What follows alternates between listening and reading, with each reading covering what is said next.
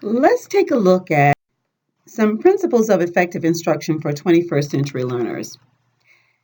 What we shall look at this time are those that are found in Instructional Technology and Media for Learning, written by Sharon Smaldino, Deborah Lowther, Cliff Mims, and James D. Russell. Now, as a classroom teacher, your role is to establish learning experiences that foster the defined learner outcomes. At times, those outcomes may be based on specific state or national learning standards. At other times, they may be based on negotiated outcomes with individual learners. For now, we want to look at some research-based classroom practices that will engage learners. These principles of effective instruction have offer ways to engage your learners regardless of their ability levels. The first one we want to look at is assess prior knowledge. Before you can properly provide instruction, you should gather relevant information about each student's knowledge and skill level. You need to know what knowledge your students already have learned. To learn from most materials and activities, students must possess some prerequisite knowledge and skills. And it will be very frustrating for them if they don't have the skills. It would be very frustrating for you if they don't have the skills. So assess prior knowledge from the very beginning. Consider individual differences. Learners vary in terms of personality, general aptitude, knowledge of a subject, and many other factors. So you need to be aware of the multiple learning needs of your students. For example, whether a language other than English is spoken in a child's home. You need to consider the technology and media experiences your students have had and what resources are essential to help your students learn using this technology. State objectives. And in our case, it might even be NAD requirements for you and your students to know where instruction is going and what is to be accomplished. The goals must be specified.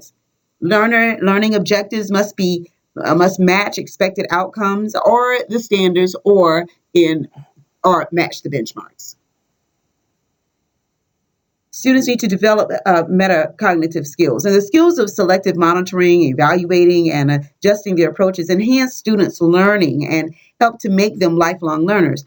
Learners need assistance in understanding how they learn and what resources help in the process. So you want to make sure that you are helping to develop the metacognitive skills that are necessary to engage the learners with the material that you are trying to cover.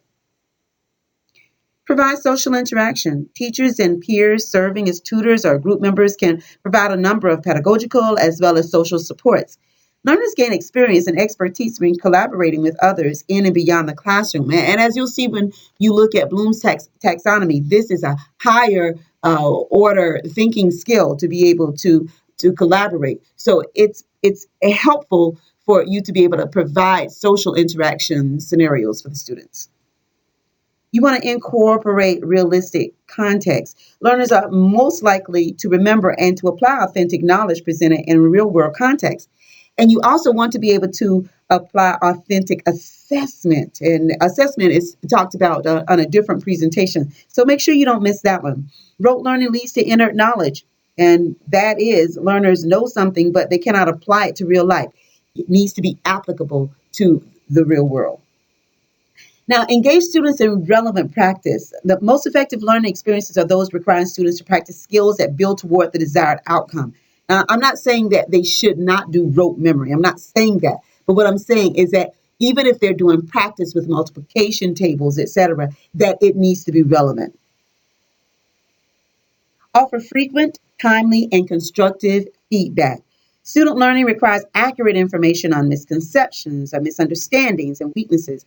Learners need to know if their thinking is on track. Feedback may come from a teacher, from a tutor, from an electronic messages that's coming from the computer or a scoring system, or even a game. Or it may even come from themselves. But make sure that they're getting the feedback. After all, no one wants to complete an assignment and then do the next assignment not having corrected the mistakes from the previous one.